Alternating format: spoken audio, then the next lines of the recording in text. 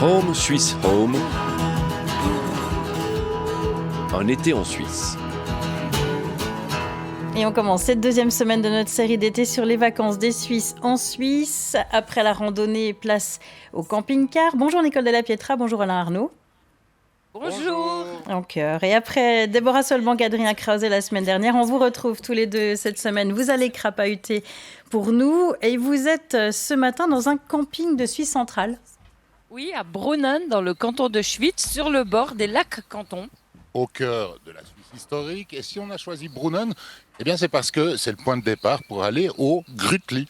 Au Grütli en bateau, le moyen privilégié pour se rendre sur la prairie mythique. Le Grütli, passage obligé pour qui est dans la région et apparemment très prisé des romans. On y va tout de suite avec votre reportage.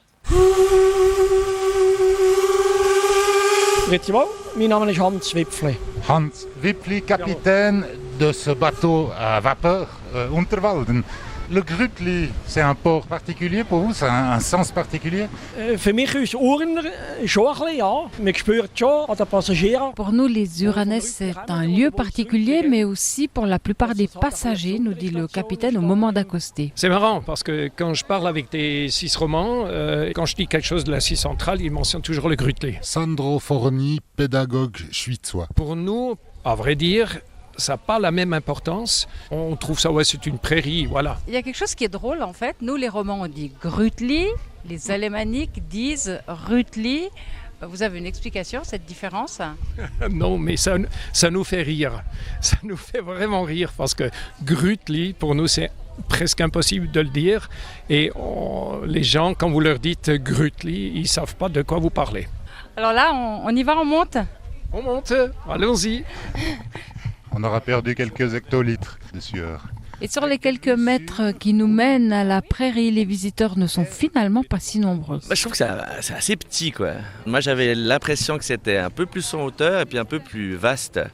C'est une jolie prairie, mais c'est vraiment le côté historique qui m'attire plutôt qu'autre chose. C'est très très paisible. On peut bien comprendre pourquoi ça devrait être l'endroit idéal qui caractérise la Suisse pure.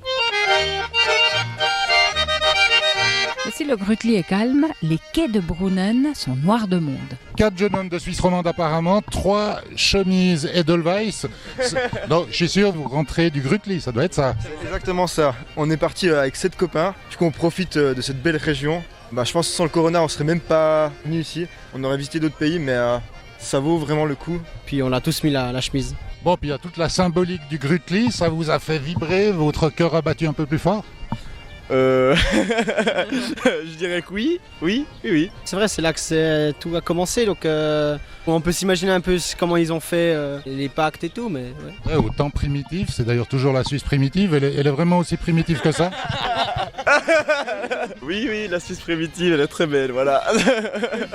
Oui, il y a beaucoup de romans. Barbara Müllemann, hôtesse d'accueil à Brunnen. Je pense cette année, il faut parler que allemand parce que je parle français, italien, espagnol et anglais.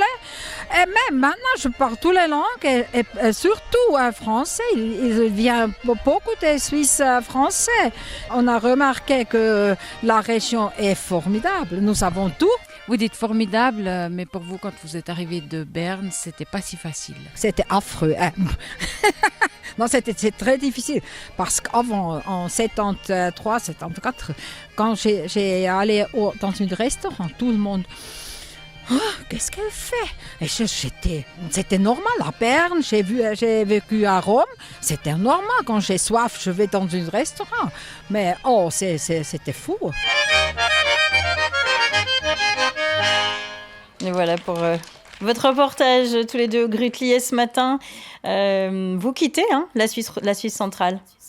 C'est ça, pour nous rendre vers un autre symbole de la Suissitude, le Gothard. Et puis le Gothard, là on parle du col et non pas du tunnel et ce sera en camping-car.